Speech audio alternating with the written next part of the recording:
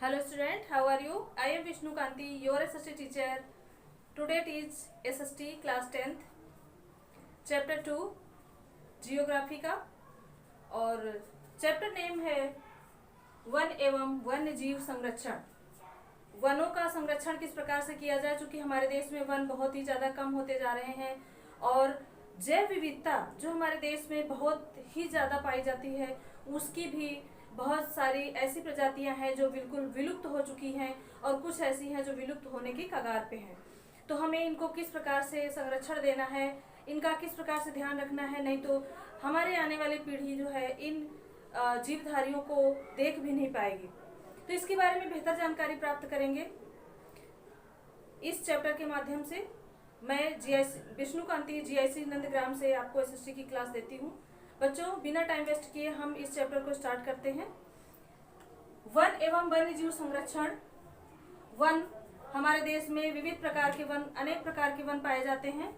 इनका हमें संरक्षण करना है, इनका हमें बचाव करना है। तो सबसे पहले देखते हैं पृथ्वी पर सूक्ष्म जीवाणुओं। बहुत छोटे छोटे सूक्ष्म जीवाणु हैं, बड़े बड़े जीवधारी पाए जाते हैं। बैक्टीरिया, जोंक, वटवृक्ष, हाथी, ब्लू व्हेल, अनेक प्रकार के जीवधारी हमारे देश में निवास करते हैं, रहते हैं। और जीव जंतुओं को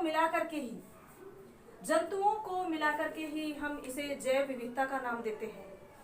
मानव और अन्य जीवधारी मिलकर एक विशाल जैव विविधता, एक विशाल साम्राज्य, जीव जगत का निर्माण करते हैं। जटिल पारिस्थितिकी तंत्र का निर्माण करते हैं। जटिल से जटिल पारिस्थितिकी तंत्र का निर्माण करते हैं कौन?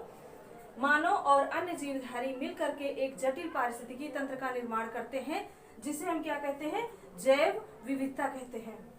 बच्चों, भारत में वनस्पति जात और प्राणी जात की अनेक प्रजातियां पाई जाती हैं। बच्चों, आपने देखा होगा आपके आसपास, आपके घरों में अनेक पशु पक्षी रहते होंगे और जंगलों में जाएं तो उससे भी भिन्न पशु पक्षी आपको मिलेंगे वहां पर। तो भारत में जैव विविधता अधिक है।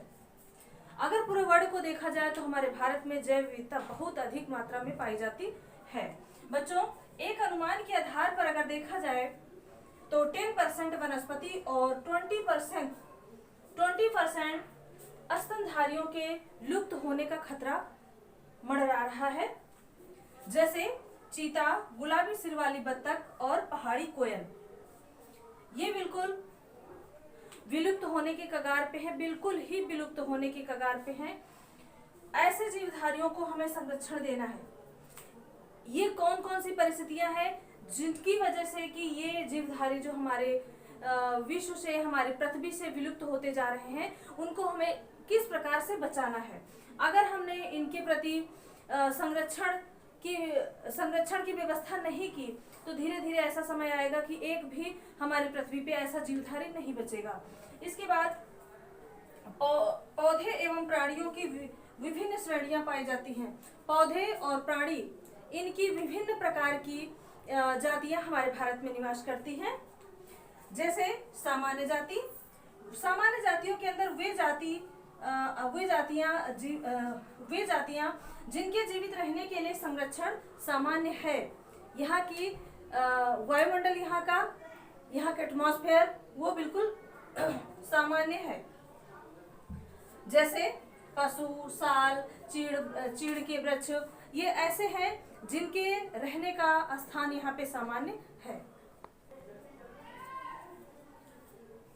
स्टूडेंट, कुछ ऐसी प्रजातियां हैं जो संकटग्रस्त अवस्था में है। जैसे कि संकटग्रस्त जातियां हमारे देश में है जो बिल्कुल जिनका विलुप्त होने का खतरा बहुत ज्यादा है। तो ये क्या है? विलुप्त होने का खतरा बहुत ज्यादा है। जैसे काला हिरन, मगरमच्छ। बच्चों, काला हिरन के विलुप्त होने का खतरा सबसे ज्यादा शिकार है। लोग काले हिरन का शिकार बहुत ज्यादा करते हैं, क्योंकि इसकी कीमत बहुत मिलती है। तो कीमत के चक्कर में, उसे बेचने के चक्कर में इसका शिकार बहुत होता है। और जब शिकार बहुत होता है तो धीरे धीरे ये समाप्त होने की कगार पे आ गए हैं। जैसे जंगली गधा, शेर जैसी पूंछ वाला बंदर, ये विलुप्त होने की कगार पे हैं। जिन कारणों से इनकी संख्या कम हुई है, कारण मैंने बताए आपको। जंगल काला हिरन, ये बहुत ज्यादा इसका शिकार किया जाता है। मगरमच्छ दूसरे देशों को सप्लाई किए जाते हैं। जंगली गधा भी और शेर जैसी पूंछ वाला बंदर भी दूसरे देशों को सप्लाई किया जाता है। लोग पकड़ करके इसे अच्छी कीमत पे बेचते हैं। तो अगर इन परिस्थितियों को रोका नहीं गया तो धीरे धीरे अगर यही स्थिति जारी रही तो इनका नाम भी विलुप्त होने वाली जो बुक है उसमें शामिल हो जाएगा और विलुप्त हो जाएंगे पूरी तरह से ये, अगर इन परिस्थितियों को, इन कारणों को अगर रोका नहीं गया तो। बच्चों इसके बाद है विभेद सुभेद जातियां।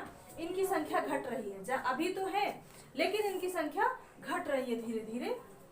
ये कौन सी है? जिन परिस्थितियों से इनकी संख्या घट रही है तो वो भी संकटग्रस्त जातियों की श्रेणी में आ जाएंगे अगर उनको रोका नहीं गया तो।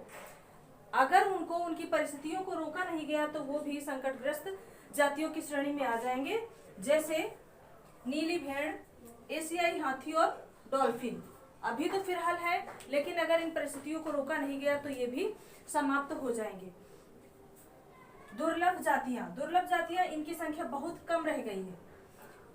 बच्चों दुर्लभ जातियां वो होती हैं जिनकी संख्या बहुत ही कम रह गई है और संकटग्रस्त श्रेणी में ये भी आ सकती है अगर इन परिस्थितियों को रोका नहीं गया तो। स्थानिक जातियां कुछ ऐसी जीवधारी हैं जो कुछ सीमित स्थानों पे पाए जाते हैं, हर जगह नहीं पाए जाते हैं। जैसे अंडमान निकोबार द्वीप समूह है हमारे भारत में, तो वहां पर अंडमानी कबूतर, वो सिर्फ कबूतर वहीं पे पाया जाता है, अदरवाइज वो और कहीं नहीं पाया जाता है। अंडमानी जंगली सुअर, ये सिर्फ अंडमान निकोबार द्वीप समूह में ही पाया जाता है और भारत में कहीं भी आपको देखने को नहीं मिलेगा। इसके बाद लुप्त जातियां। बच्चों वही जातियां जो बिल्कुल लुप्त हो चुकी हैं और ढूंढने पर भी वो पृथ्वी पर कहीं भी नहीं मिली। तो ऐसी जातियां पूरी पृथ्वी से लगभग गायब हो चुकी हैं, खोज करने पर भी ये दिखाई नहीं दी।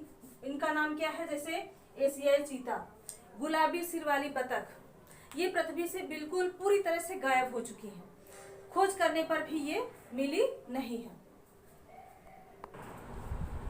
बच्चों वन संसाधन क्या होते हैं? वन संसाधन स्थल पर स्वतः ही उगने वाली वनस्पतियां। हमने बीज नहीं बोया, बारिश का मौसम आया, स्वतः ही अपने आप बड़े बड़े पेड़, लताओं जैसी झाड़ियां अपने आप ही उगती हैं। तो वो अपने आप उगने वाले पेड़ पौधे वो क्या है? वन कहलाते हैं। उसके बाद फिर वनों को प्रभावित करने वाले कारक। बच्चों अभी हमने जीव जंतुओं के बारे में पढ़ा, इसके बाद हमें पढ़ना है अब वन। तो वन को प्रभावित करने वाले कारक कौन कौन से होते हैं, कौन कौन सी ऐसी परिस्थितियां हैं, क्या सिचुएशन है जिनकी वजह से कि हम वनों, जिनकी वजह से हमारे वन जिन पर निर्भर करते हैं। तो पहला क्या है? धरातल। भूमि जैसी होगी वैसी वनस्पतियां उगेंगी, वैसे पेड़ पौधे होंगे। भूगर्भिक संरचना जैसी होगी, भूमि के अंदर की मिट्टी, अगर वहाँ ज़्यादा तापमान है, टेम्परेचर ज़्यादा है तो उस प्रकार की वनस्पतियाँ होंगी, अदरवाइज सामान्य वनस्पतियाँ होंगी। मिट्टी की दशा कैसी है? पथरीली मिट्टी है तो पहाड़ी क्षेत्रों में जो वन होते हैं वैसे वन होंगे, जैसी मिट्टी होगी वहाँ पे वैसे वन पाए जाएंगे। जलवायु पर भी वन निर्भर करते हैं, जलवायु वहाँ की जैसी होगी उसी प्रकार के वन वहाँ पर पाए जाएंगे। आर्द्रता, अगर ज़्यादा बारिश होती होगी, कम बारिश होती होगी तो उस हिसाब से वहाँ पे वनों की उपलब्धता होगी। इसके बाद तापमान कैसा है, वहाँ का प्रकाश की अवधि, कितनी देर तक वहाँ पर प्रकाश रहता है, उस हिसाब से वन वहाँ पर पेड़ पौधे उगेंगे। उसके बाद वनों की उपयोगिता क्या है? बच्चों इसके प्रत्यक्ष लाभ क्या है, वनों की हमारे जीवन में क्या उपयोगिता है? तो पहला है, वनों से हमें ऑक्सीजन की पूर्ति होती है। हम जो ऑक्सीजन लेते हैं वो उसकी पूर्ति कौन करता है? वन। पेड़ पौधे हमारी ऑक्सीजन की पूर्ति करते हैं। वनों से घरेलू उपयोग की वस्तुएं हम बनाते हैं। घरेलू उपयोग के लिए जैसे जलावनी लकड़ी, ऐसी चीज़ें, पशुओं के लिए चारा हम वनों से ही प्राप्त करते हैं। इसके बाद वनों से विभिन्न उद्योगों को कच्चा माल मिलता है, जैसे कागज़, रबड़, कत्था, दिया सलाई, खेल का सामान, प्लाईवुड का सामान, तारपीन का तेल, ये सब क्या है? ये सब हमें वनों से ही तो प्राप्त होते हैं। इसके बाद है वनों से औषधियों की आपूर्ति होती है। विभिन्न प्रकार की औषधियाँ हैं, आयुर्वेदिक दवाएं हैं जो हमें कहाँ से मिलती है बच्चों? वनों से प्राप्त होती हैं, जंगलों से प्राप्त होती हैं। इसके बाद प्रत्यक्ष लाभ तो है, प्रत्यक्ष लाभ तो इसके आपने जाने। अब इसके अप्रत्यक्ष लाभ क्या है वो देखिए। अप्रत्यक्ष लाभ वन वर्षा में सहायक होते हैं, जो हमारे यहाँ बारिश होती है ये भी वनों पर निर्भर है। और वनों से भूमि का कटाव भी कम होता है। वनों की जो पेड़ों की जो जड़ें होती हैं वो हमारी मिट्टी को बांध के रखती हैं, जिससे भूमि का कटाव कम होता है। उसके बाद वन बाढ़ नियंत्रण में सहायक होते हैं। अगर वन अच्छे होंगे, वहाँ पर सघन वन होंगे तो बाढ़ का खतरा कम होगा। उसके बाद पर्यावरणीय संतुलन को स्थापित करने में भी वन सहयोगी होते हैं। कार्बन डाइऑक्साइड की मात्रा बढ़ने नहीं पाती है और वनों जो हमारा पर्यावरण का जो संतुलन है वो बराबर बना रहता है।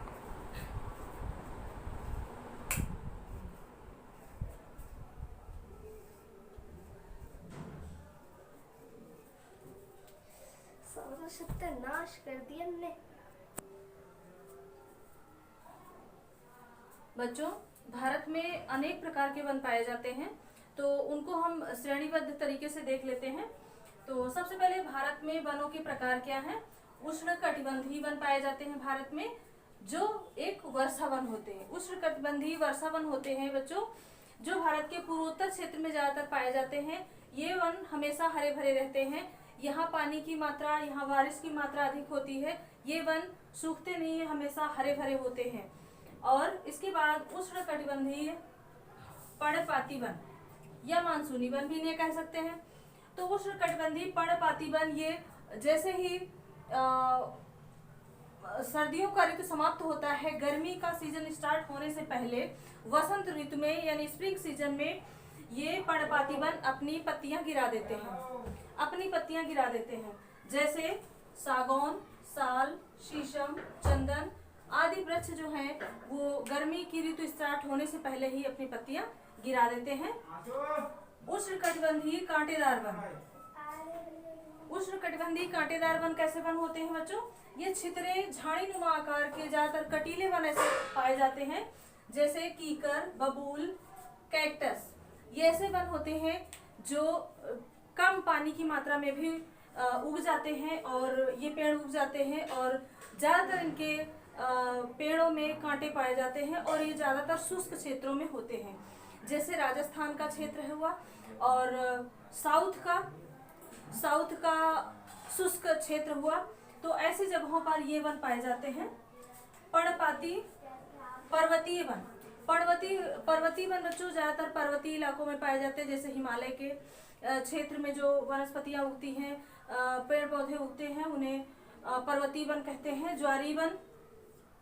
ज्वारी वन ये गंगा जमुना के डेल्टा में पाए जाते हैं, जहाँ पे जैसे समुद्र में पहुंची नदियां उसके पहले जब उनका बहाव कम हो जाता है, बहाव धीरे हो जाता है और वहाँ पे ये वन पाए जाते हैं। सुंदरबन डेल्टा जैसे हुआ, तो ऐसी जगहों पर ये ज्यादातर ज्वारी वन पाए जाते हैं। उसके बाद भारतीय वनों की विशेषताएं क्या है? भारत में जो हमारे वन पाए जाते हैं इनकी मेन विशेषताएं क्या हैं?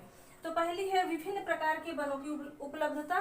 कोई एक प्रकार के वन नहीं है, बहुत सारे प्रकार के अनेक प्रकारों के वन यहाँ पे पाए जाते हैं। वनों की प्रजातियां, पेड़ पौधों की प्रजातियां अनेक प्रकार की भारत में पाई जाती हैं। इसके बाद है आर्थिक रूप से संपन्न वन संपदा। हमारा देश जो है वो आर्थिक रूप से वन संपदा से संपन्न है।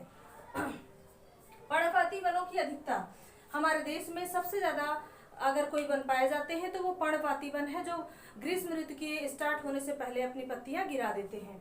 इसके बाद बच्चों वन्य जीवों से समृद्ध हमारा देश जो है वन्य जीवों से, वनों में बहुत सारे जीवधारी निवास करते हैं, उनसे समृद्ध हमारे देश के वन और जंगल पाए जाते हैं। इसके बाद है प्रजातीय विविधता। वनों में अनेक प्रकार की प्रजाति विविधता पाई जाती है। इसके बाद वनों के ह्रास होने के कारण हमारे यहाँ वन कम क्यों हो रहे हैं? वनों की संख्या धीरे धीरे लगातार घटती क्यों जा रही है? तो इसके कारण क्या है? वनों का कृषि भूमि में परिवर्तन। हमारे देश में जनसंख्या बढ़ती जा रही है, जिसकी वजह से वनों को समाप्त करके वहाँ पर कृषि योग्य भूमि बनाई जा रही है, जिसकी वजह से कि वन हमारे देश में कम हो रहे हैं।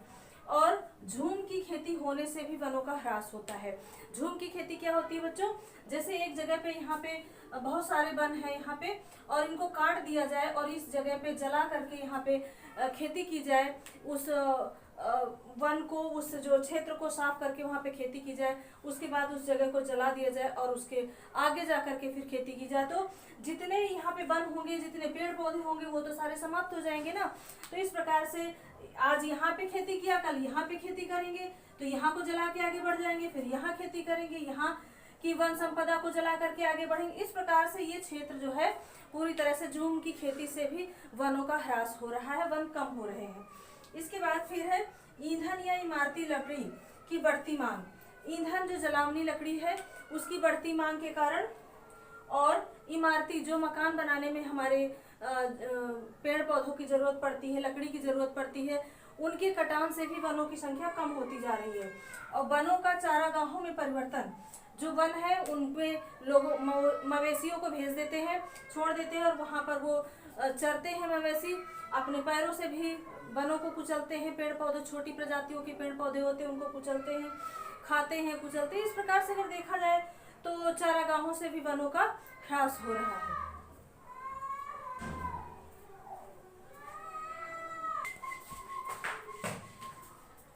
बच्चों, हमारे देश में जैसे जैसे वनों की संख्या कम होती जा रही है तो वनों से की संख्या कम होने से बहुत सारी समस्याएं उत्पन्न हो रही हैं। जैसे हमारे देश में बाढ़ का खतरा, विश्व में बाढ़ का खतरा बढ़ता जा रहा है, सूखे की समस्या बढ़ती जा रही है, और सबसे बड़ी समस्या तो गरीबों के लिए है। उनको जलाने के लिए, खाना पकाने के लिए लकड़ी चाहिए, वो लकड़ी की उपलब्धता कम होती जा रही है। उनके पशुओं को चारा चाहिए, उसकी संभावना कम होती जा रही है। और वन कम क्यों हो रहे हैं बच्चों? इसमें से भी कुछ पॉइंट है, जैसे नदी घाटी परियोजनाओं को बनाने से, जो परियोजनाएं बनेंगी उस जगह की जमीन को साफ किया जाएगा, वहाँ डैम बनाया जाएगा, वहाँ से पानी नीचे गिराया जाएगा, तो उतने सारे क्षेत्र के वन समाप्त हो जाएंगे। और खनन, जहाँ जहाँ पे अगर कोई धातु मिल गई है तो उस जगह पे खुदाई की जा रही है, तो जितनी जगह में खुदाई की जाएगी वहाँ के वन भी कम हो जाएंगे, तो खनन से भी वनों को नुकसान हो रहा है। इसके बाद फिर देखें तो वनों पर आधारित प्रमुख उद्योग कौन कौन से हैं? बच्चों, बहुत सारे ऐसे उद्योग हैं जो वनों पर ही निर्भर हैं, जैसे कागज उद्योग, खेल उपकरण उद्योग, खेल का सामान, हॉकी, बैट, ये जो आप खेलते हैं ये वन की लकड़ी से, जंगलों की लकड़ी से ही, तो पेड़ पौधों से ही तो बनता है। उसके बाद माचिस उद्योग, तारपीन का तेल, ये सब हमें वनों से यानी पेड़ पौधों से ही प्राप्त होता है। इसके बाद जैव विविधता कम करने वाले कारक, कौन कौन से ऐसे कारक हैं जिनसे जैव विविधता कम हो रही है? तो जानवरों को मारना, उनका शिकार करना, ये सब क्या है? जानवरों को अगर आप मारते जाएंगे, उनका शिकार करते जाएंगे, तो उनकी संख्या कम हो जाएगी, जैव विविधता कम हो जाएगी। उसके बाद पर्यावरणीय प्रदूषण, पर्यावरण में जो प्रदूषण हो रहा है उनके रहने लायक, जीवधारियों के रहने लायक इन्वॉल्वमेंट नहीं होगा, तो वाकई में उनकी संख्या कम हो जाएगी। जंगलों में आग लगने से जितने भी जंगल में रहने वाले जीवधारी हैं, जीव जंतु हैं, वो सब आग में समा जाएंगे, आग में जल जाएंगे, तो उससे भी जीव जंतुओं की संख्या कम हो जाएगी, जैव विविधता कम हो जाएगी। उसके बाद वनों की कटाई, जैसे जैसे वन का क्षेत्र संकुचित होता जाएगा, वन कम होते जाएंगे, तो वैसे जैव विविधता भी कम होती जाएगी। इस प्रकार से इनमें सबसे गरीब परिवार प्रभावित हुए।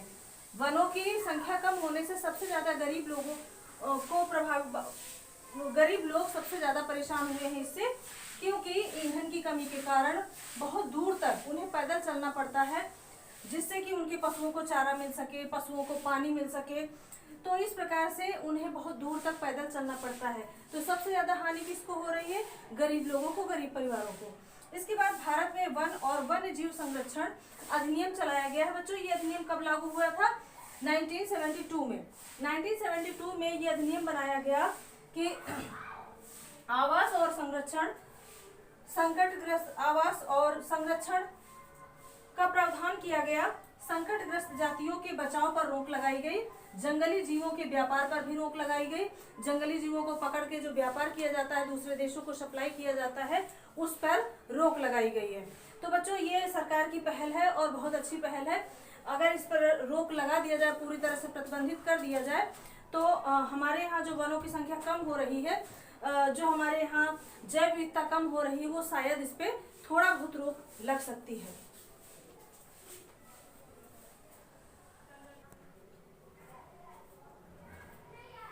बच्चों, सरकार ने राष्ट्रीय उद्यान और पशु विहार स्थापित करवाए जिससे कि वन्य जीवों को संरक्षण दिया जाए। बाघ, एक सींग वाला गैंडा, काला हिरन, मगरमच्छ, घड़ियाल और तेंदुआ, इन सभी जीवों को अलग अलग स्थान सुरक्षित किए गए, सुनिश्चित किए गए, जिसके आधार पर इन जीवों को की सुरक्षा प्रदान की जाए, जीवों को सुरक्षा दी जाए। और भारतीय हाथी को भी रक्षा प्रदान की गई।